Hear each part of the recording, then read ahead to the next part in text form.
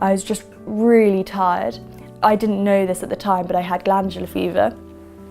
And then I went to France on holiday and I just had sort of what we thought were flu-like symptoms, which after going to different doctors a few times just wasn't getting better. My temperature was just so high. They did a scan of my liver and noticed that I only had 20% of my liver left. They noticed that I hardly had any red or white blood cells. They tested my bone marrow. This told them that it was HLH, and they told my parents that it was very rare, but they had hope because they caught it early. So they had to give me multiple blood transfusions, chemotherapy, some steroids, and put me into a coma. After a few days, they dosed me up and put me on an air ambulance to Paris. That's when they first noticed that my bloods were starting to improve. So the chemotherapy and the steroids potentially worked. I think if it had been a day later, I wouldn't be here.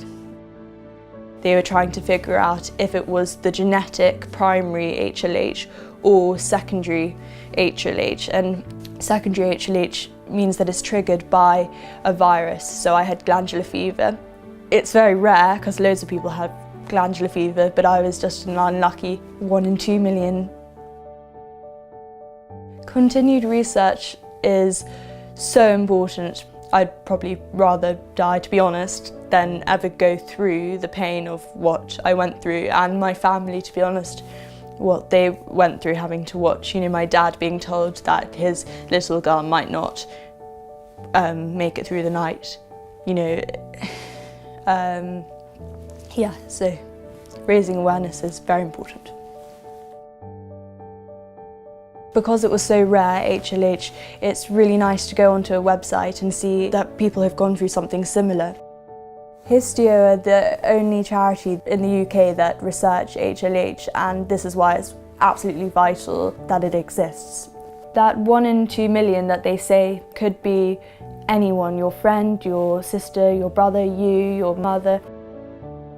So I was just a student and I loved going out and socialising with my friends, and I never ever thought that I would end up in hospital for 3 months. I never thought that I would get such a rare autoimmune disease. So I think secondary HLH could happen to absolutely anyone. I was very lucky.